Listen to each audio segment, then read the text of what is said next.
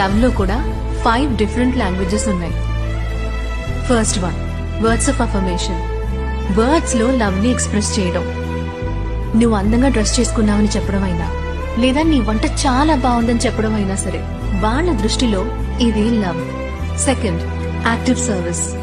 వీళ్ళకి ఇలా వర్డ్స్ లో చెప్తే సరిపోదు, మీ లవ్ ని యాక్షన్ లో చూపించాలి. షాప్ కి వెళ్లి వెజిటబుల్స్ తీసుకురావడం, ఇద్దరు కలిసి ఇల్లు క్లీన్ చేయడం, వాళ్ళకి ఒక రకంగా కాఫీ పెట్టి ఇవ్వడం కూడా యాక్టివ్ సర్వీసే. మూడవది, క్వాలిటీ టైం. జస్ట్ కాసేపు వాళ్ళ కోసం ఫోన్స్ అవి తీసి పక్కన పెట్టేసి వాళ్ళతో క్వాలిటీ టైం స్పెండ్ చేస్తేనే చాలు. Fourth is touch. సెక్స్ అని మాత్రమే కాదు, జస్ట్ ఒక టైట్ హగ్ లేదా ఊరికే చేయి పట్టుకుని నడిస్తే చాలు, అందువల్ల వాళ్ళు చాలా సంతోషపడతారు. చివరిగా ఐదవది, గిఫ్ట్స్. చిన్న చిన్న సర్ప్రైజెస్ అంతే.